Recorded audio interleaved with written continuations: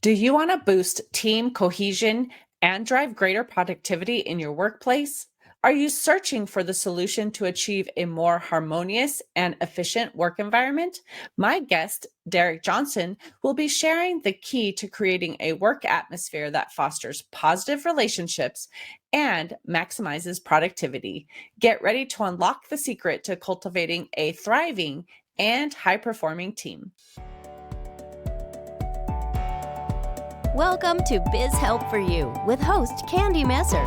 Entrepreneurs like to focus on the big picture, like profitability, success, and a smooth running organization. But there always seems to be those little things like taxes, employee compensation, laws, regulations, and more. Now you can get the answers you need in one place. Join us today as we break it all down for you. Now, here's your host, Candy Messer.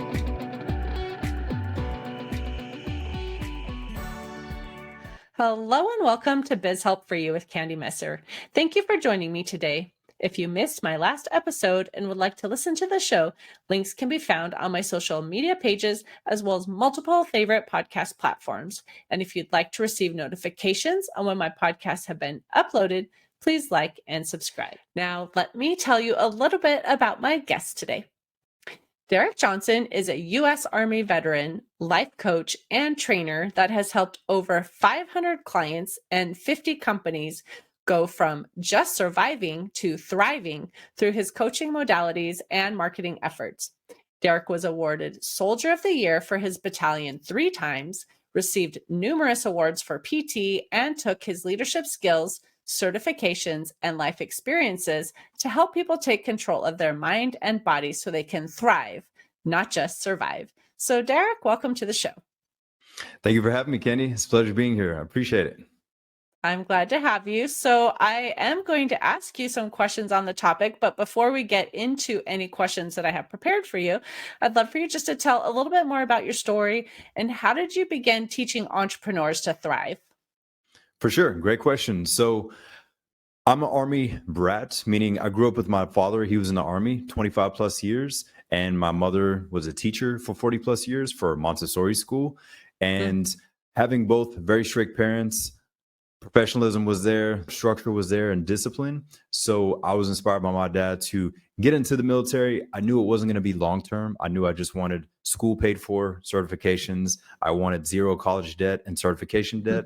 So I just used it to my advantage. So I did 10 years in the US Army, and in the Army, I did satellite communications. So I was always the tech nerd, always on the devices, on the laptops, on the radios. And the other half, I was the master fitness trainer, where essentially you help soldiers prepare for missions, come back from deployments, come back from injury. If they maybe gained weight or maybe just got out of shape for the standards, I would make sure that they were always mission ready. But deep down, I knew that I wanted to work with civilians and also business owners to help them, because I met a lot of successful people that were crushing it in this area, but then they kind of slid everything under the rug under here or just didn't know how. So I wanted to make sure that people felt more well-rounded, where they could speak better, they could perform, and most importantly, be present with their family and not just be in business mode. So my experiences in the military and as a coach helped me to inspire me to work with professionals mainly that feel like they've hit the ceiling, they've gotten some success, but they feel like there's other areas where they're like, I don't fully have fulfillment, or I fully don't feel like I have control of this area. So that's what I focus on now, is I help individuals identify the patterns that aren't serving them. So an example could be maybe a vice like drinking or anger or planning too many things, saying yes to too much. And the next thing you know, they're like, all right, it's Monday and I said yes to 18 meetings. Like, what am I doing to myself? So whatever particularly it is, we try to identify when it started, how to control it, so that way they have more control of that, and then the other things that they feel that they've neglected or just stuck on. Well, and taking control of things and not letting things control us obviously is really important, but there's obviously two different sides of that coin. Someone who can be very disciplined and someone who it's a struggle. So do you find that one or the other, it's easier to actually go ahead and take that control? Because I could see as disciplined, we really want to be controlled, but maybe we're like too much like over the top versus right? Where Yes, if for we're sure. maybe not disciplined at all, it might be hard to actually get disciplined. So, I mean, do you want to touch on that, like how that even applies? Yes, for sure. So with some people, especially if they were athletes, maybe they were in bands, maybe they did something competitively, they Mhm. naturally just have that discipline because of the competitive nature. They just don't want to lose. So naturally, they're more prone to being more disciplined than most people. Others, it's hard for them to be disciplined because maybe they just did not do those things where they didn't really have to compete. They weren't really pushed Mhm. by family, teachers, or so forth. Or maybe they're just a genius and they're like, I never even had to study out my tests. I didn't have to practice this at work, and they were just naturally good at everything. So they don't have that fire in them per se. But with them, what they need is more so accountability, having some Mhm. structure, and on top of that, just some tests to give them something to look forward to. Because some people they get bored if they don't feel like they're challenged or don't feel like they're growing and learning. So person one has the discipline from the sports or any competitive nature. Person two, they probably been good at a lot of things, but never really had to push that hard. So they're not Mhm. used to really going all out with the discipline. So they just need more accountability and that team building.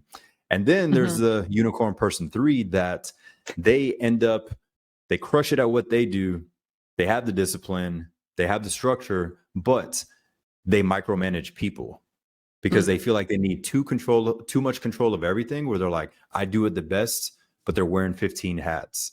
And they're like, Mhm. I know I'm stressed, but I don't know if she's going to do it as well as me and he's going to do it as well as me. So let me just do it all. Or when they give up responsibility, they're still hovering over that person. Mhm. Maybe they don't realize it, but they become that micromanager and they tend to find out why later on people usually leave the company or leave them because they're always hovering over. Even if they do it from a kind heart, they just have an issue giving up some of the responsibilities to fully trust someone to get the result.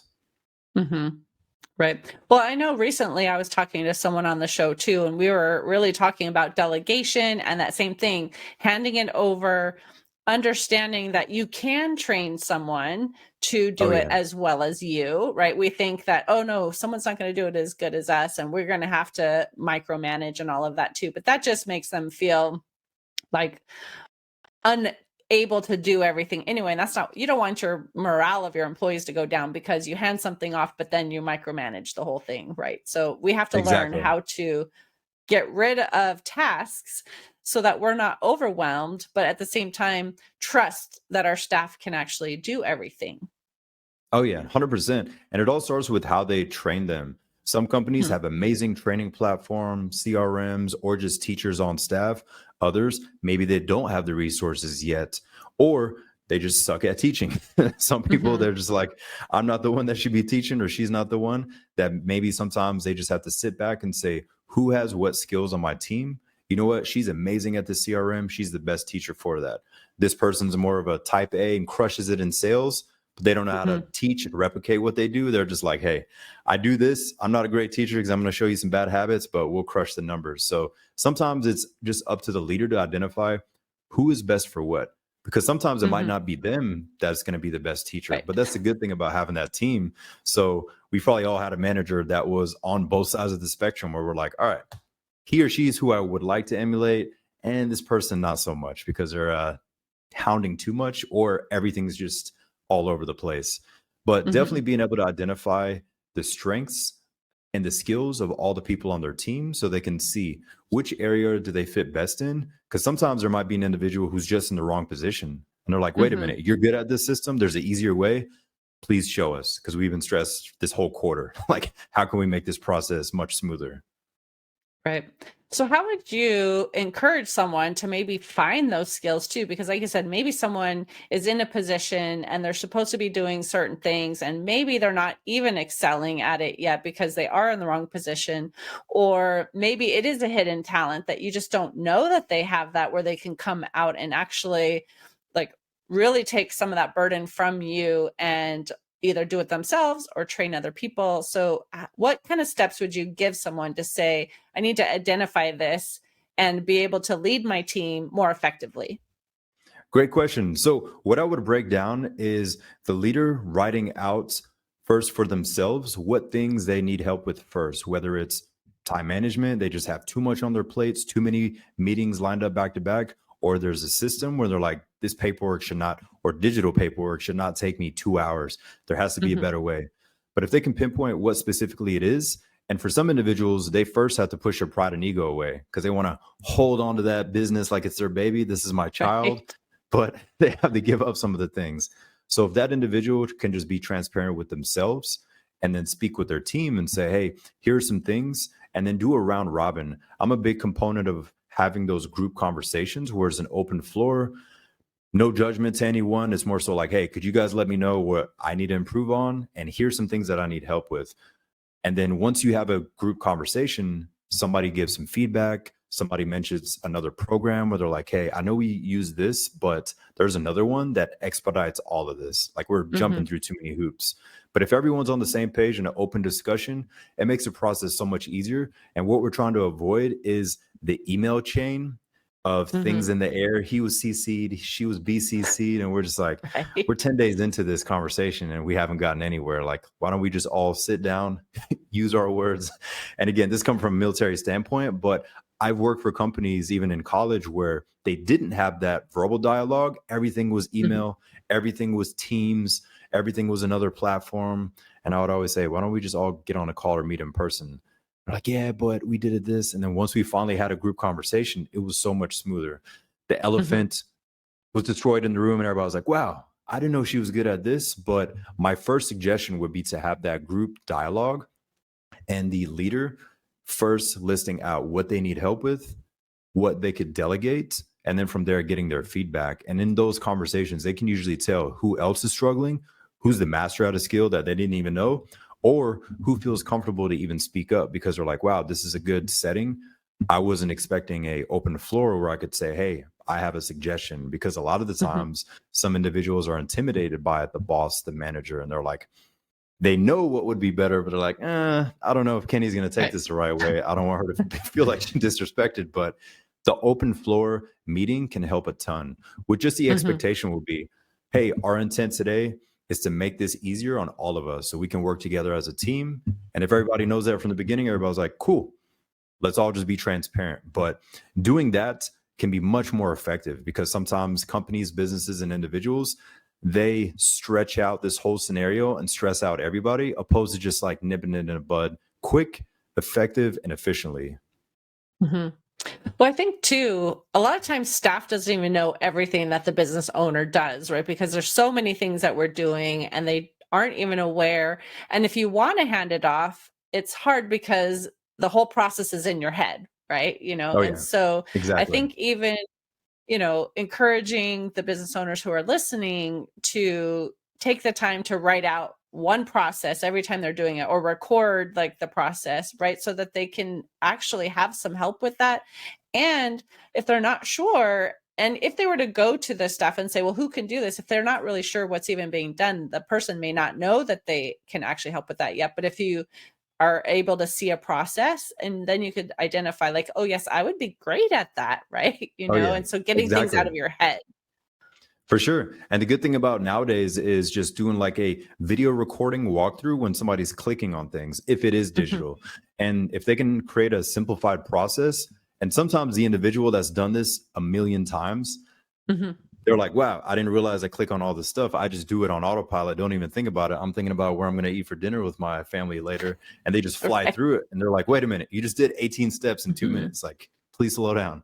And they're like, oh, there is a process. So mhm, you're totally right. Slowing down and being able to teach it. But that's the beauty of doing the video recording of the tutorials, where sometimes that can help the individual so much more when they're like, hey, instead of me showing you, do a side by side, follow along to the video. If you get stuck, then come over here and ask questions. But that right there can save so much time, because also the individual who's learning the new process could be overwhelmed if they're over their shoulder saying, all right, now click here, now click there. And they're just like, I've done 15 things in the past couple of minutes. Like, could we record mhm, this? Because then the individual won't feel overwhelmed. The boss probably has other things to do. But if they simply start off with a video recording showing them their process, and then from there, they can either reverse engineer a better one, break it up, but at least everybody's on the same page where nobody feels singled out, where they're like, the whole group is watching this one individual. They're like, all right, now click here. No, up top. And they're like, ugh. Like, could you just Right. show me how to do it so I'm not on the spot? So thinking of those things as well. But it all goes back to the manager, leader, or boss being able to Mhm. look at all these perspectives and say, you know what? I don't want anyone to feel singled out or get embarrassed.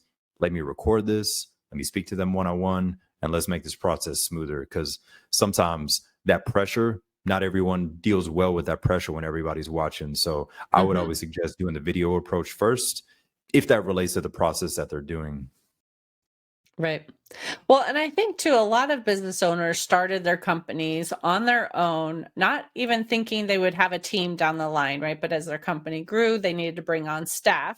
So there may be some that really didn't have a lot of training in how to be a great leader. So can you touch on maybe how someone who's feeling they're not really competent in this area and want to improve, that they can improve those leadership skills?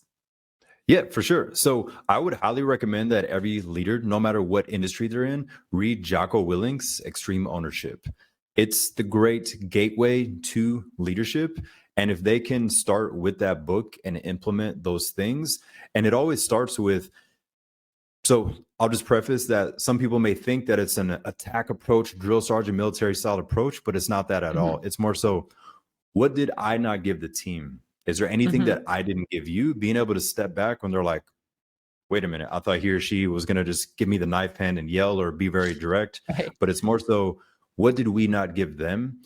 Do we have a system that is not that effective? Like, we've used this for 7 years, but being able to step back and push that pride and ego out of the way for themselves, but also for their team. And their team can feel that as well. So I would definitely recommend that book, not just because it is Jocko, but just because of the breakdown of that step one.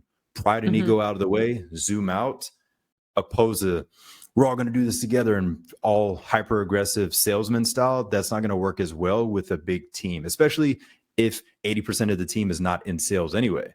So that approach Mhm. is not going to work with most teams. But first, being able to zoom out, get their feedback, vice versa. But I would recommend starting with that because it's very straightforward, but it also shows key examples of how to approach each situation, no matter if it's corporate, small business, just a sales team, or if it's just tech, but they can Mhm. utilize these processes with all of them. Well, and it's hard sometimes because people have different motivations too. They could be Yes. motivated by money, some can be motivated by achievement. There's like different things that will motivate individuals too. So I think even identifying how to be an effective leader for each person and their personality type and what is going to help keep them motivated can sometimes feel overwhelming and difficult. So do you have any tips on maybe how to manage that aspect? Yes, for sure. So if somebody's not familiar with the 6 human needs, Tony Robbins, he didn't coin it, but he got it popular in the world. But the 6 human needs, you have one is an example of certainty. So this individual needs structure. They need that perfect cup of coffee. They need everything organized. They need that. That's just their wheelhouse. They love it. That's their number one need. Another person might need significance. They might need the digital pat on the back. Hey, Mike, you're doing a Mhm. great job. We appreciate what you do on the back end. We know we don't see you much, but you're always on the back end. Like, if it wasn't for you, he thrives off on that. So Mhm. identifying all 6 human needs and then breaking it down and saying, okay, who is Michelle? Who do you think Jimmy is? And then the leader first guesses to see if they can be right, and then doing a group discussion of the 6 human needs. And then some companies, they do personality quizzes. Mhm. Teach your own. Some are effective, but also sometimes somebody might be tired that day and might just like click, click, click, click. And the Mhm. results might not even be accurate compared to them. So I think knowing their needs first can be effective, because sometimes my approach to him on a Monday morning might not be as effective as if she spoke to him or she spoke to her. So being able to identify that and say, you know what, he's more of a type A personality. Let's do it like this. She looks like she's stressed today. So instead of him communicating with her, let's get her to communicate. But you're totally right. Being able to identify individually, but I would definitely recommend learning about the 6 human needs, identifying who is what, and also they identify who they are and let the team know Mhm. when they're like, hey, I don't need the pat on the back. I don't need this and this. I don't need that and that. I just want to see you guys winning. And I'm happy with this. So if they realize that, then it helps everybody. And it gives them clarity where they're like, wow, this isn't that hard to figure out. So I Mhm. think the 6 human needs, at least with my experience with working with people and for myself, is very effective opposed to just a personality quiz. You could Mhm. still do them, but I have realized that some people, they'll overthink the questions and like the end result is not that effective because you're like, that's not even you. Your order is different based Mhm. off of this. And some people, they get test anxiety. Like they'll literally Right. take in a personality quiz test and the answers do not match who they actually are. But definitely starting with the 6 human needs, what drives them and pushes them. And to bounce off of what you said is that if they also learn about them individually on what drives them personally. So Jimmy might just want the extra bonus check. Michelle, she just might want extra 10 days off so she can be with her Mhm. family and go to Italy or whatever the case may be. And somebody else, they might just want a gift card and they're like, I really don't care about the extra money or the other stuff. I just want a gift card to this. And you're like, cool. And there might be a gentleman over here who just loves sports and concerts. And he's like, the extra stuff is cool, but I love games and I love concerts. Could I get like season tickets to this? And that'll make his day. He'll make his numbers Mhm. all year. But being able to pinpoint each person individually, what drives them, because sometimes the leader might be pushing someone on the financial side and the person's like, this doesn't drive me. I just want an extra couple of days with my kids. And Mhm. then giving them that incentive, they can say, wow, look at the numbers that she produced just because she's going to have time with her daughter. So it's really interesting what happens at that point. So they don't feel like they're bumping heads, but more so from a team standpoint, they're building, they're growing, and everything comes smoother. And everyone on the team has clarity like, wow, I figured he'd be driven by this. I figured she'd be driven by that. And then everybody feels like they're a cohesive unit rather than just quiet individuals that are like, I don't know what to say here. Mhm. So do you recommend then if somebody has a team right now that they go to the staff and say, I want to learn, more about you and what is going to be, what you prefer. I would love for you to give me a little feedback on this. And then going forward with new staff doing that, or how should they find that information? Because it's not always easy, especially when we're working, a lot of people are working remotely now. So you don't even have that face-to-face interaction. So Yes. how should they go about finding out that information? So there's a few options. One, which is not my favorite, but some people, they appreciate the anonymous questions. So they Mhm. do anonymous feedback where nobody feels singled out. That's not my favorite. I like the in-person approach or the group Zoom call going round robin. But on top of that is if number one, they figure out everybody's need, and then from Mhm. there, figure out pros and improvements instead of pros Mhm. and cons, challenging everybody to create a pros and improvements sheet. And then from there, speaking to each individual on a one on one basis, saying, hey, Michelle, I see you have this on the pros. What can we improve here? Okay. I didn't even realize that that was happening there. I appreciate it. And then go one by one. Everyone feels heard and understood, which every human wants at the end of the day to be heard and understood. And then at that Mhm. point, the leader can have clarity where they're like, I didn't realize these 10 things were going on. I'm over here doing 18 other things that I was unaware that this program is slow or this is happening on the back end. But if each individual can break down the pros and improvements opposed to pros and cons, that can help them identify what to change, what to improve, what to change out. But most importantly, zoom out. Then they can put that on a spreadsheet, PDF, Zoom call, and say, hey, here's where we're at. Here's all the pros. Here's all the improvements. Who can help with what? And then going back to the cohesive unit part. But starting with that can be super effective as well. Mhm. Well, I think it is so important to really understand where our employees are coming from and what they want and why they want them. Like you said, someone may want more time with family because that's more important. And someone may really say, I want to have, that corner office, right? I want my Yes. name to be, highlighted, whatever that is. And so it's hard to know when you're first working with someone kind of what that is. But I generally try to ask people too as I'm interviewing them, like what is it that motivates you, right? So that I know, is it something internal? Is it something external? And I think sometimes people may be afraid to be completely honest, like when they're first starting with you, because maybe they Yeah. think you want to have a certain answer. So do you recommend, maybe going back to someone over time and seeing if anything has changed because maybe they weren't completely honest? Like, how do you handle that as an employer? Saying like, I really do want to know about you and what really is going to be best for you, and I don't want you just to give me the answer you think that I want to hear.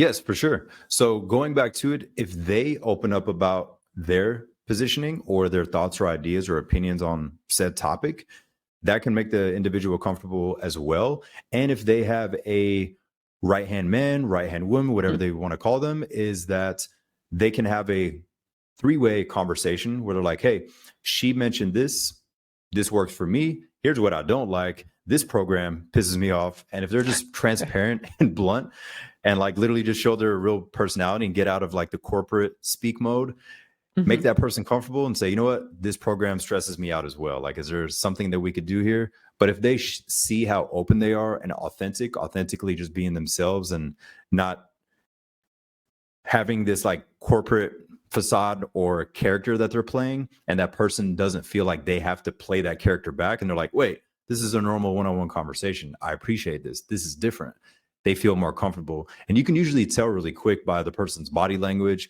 how they're speaking. But I've noticed that it's very effective if the leader opens up to what annoys them, irks them, not about the person, just about their own Right. workflow. And then that person's like, oh, okay, I can say this. I'm not going to get fired. I'm not going to get in trouble. And there's nothing I'm supposed to say that's going to give me brownie points per se. And then also with the approach of having the right hand man or woman in the room or on the call with them, where they let them know as well. And then once it's their turn, they're like, oh, okay, I can mention what I don't like, what I feel we need to improve. And at least at that point, they can say, you know what, day one, she did say this, so it's actually over here now. Because sometimes people, they'll change their ideas once they get more comfortable in the company. Or sometimes you might find out that they're just not a good fit, that they're not Mhm. happy. And they're like, hey, is there another position here that you would be happier doing?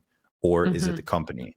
And at that point, they just have to accept the hard facts. Could be good, could be bad, but either way, at least we spoke about it rather than anything up in the air. And the worst thing, nobody feels like they have to stay there if they're not happy and they're holding their tongue. Because that individual, week by week, you'll start to notice their body language, their numbers, the morale of the team.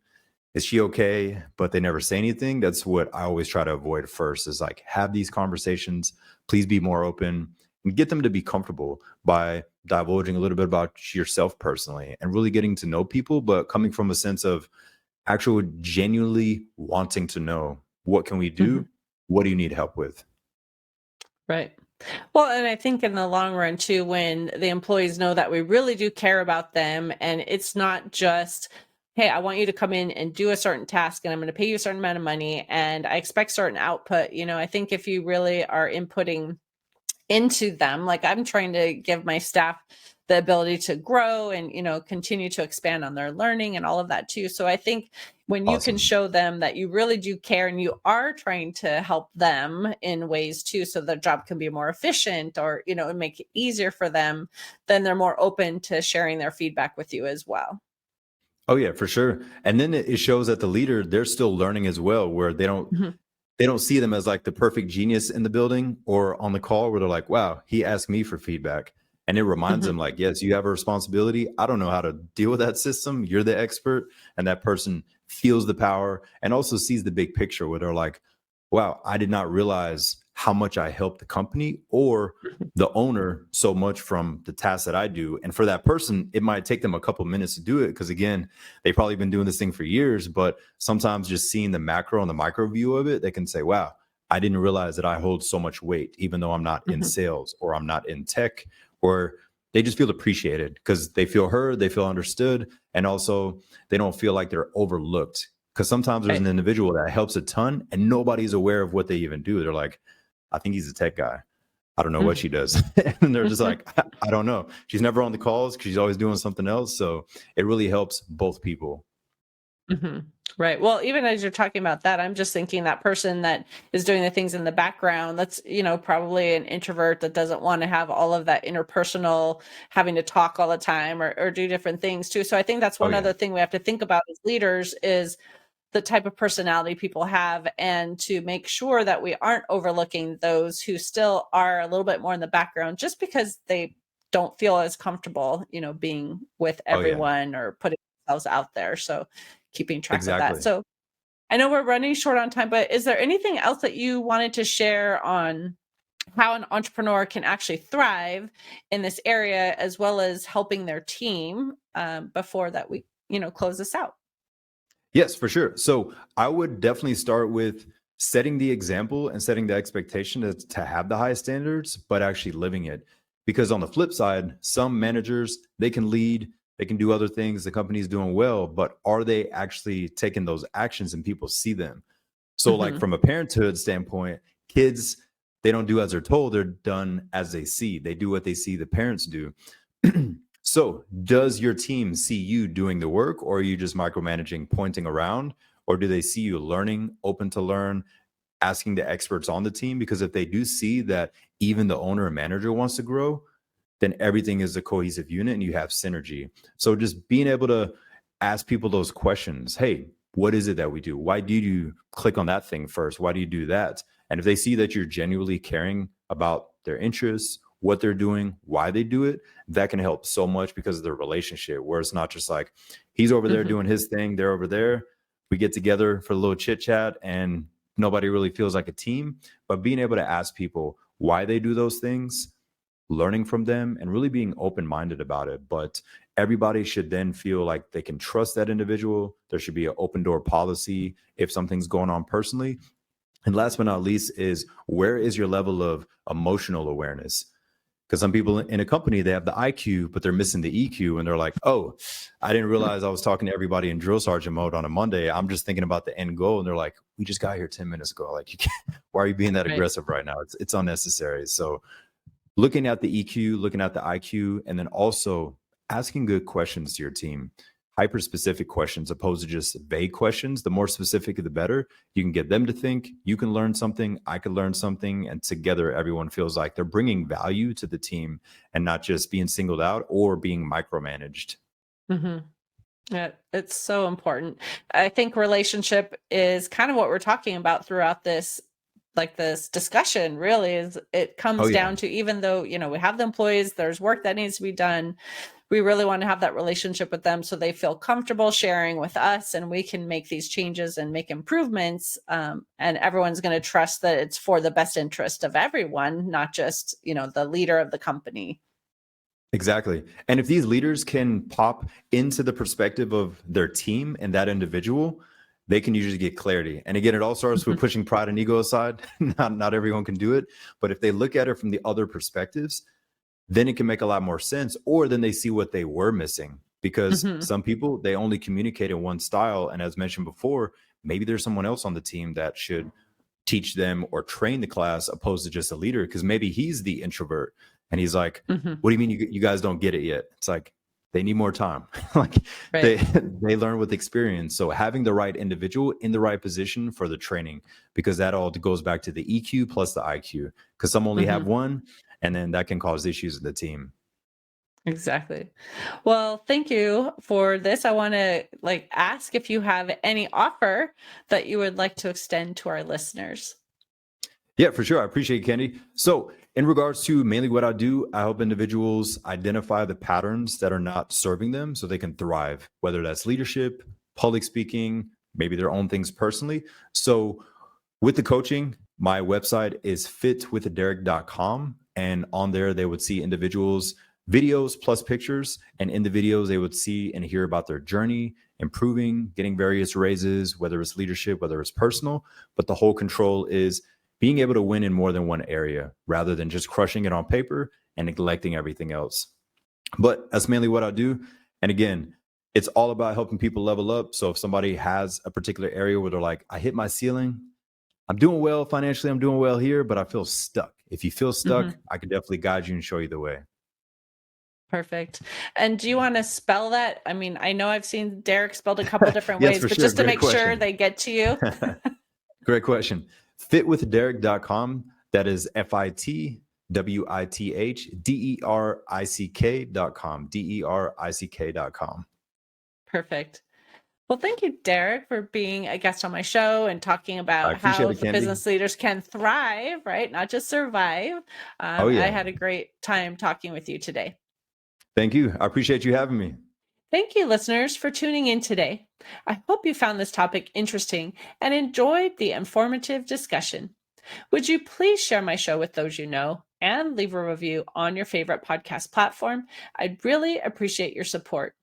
If you have any additional questions or comments, be sure to reach out to my guest at any of the links that they shared, or you could send me a message at media@abandp.com. I hope you can join me for my next interview, and remember, you can connect with me on Twitter, Facebook, and LinkedIn, and my website is abandp.com. This episode is sponsored by Affordable Bookkeeping and Payroll Services. If you are overwhelmed trying to handle the financial aspects of your business, AB&P is here to help. Contact us today to discuss your needs at 310-534-5577 or contact@abandp.com. My team and I are eager to assist you. Until next time, have a great day. Thank you for listening to Biz Help for You. Please join your host, Candy Messer, again next time. Have a terrific day.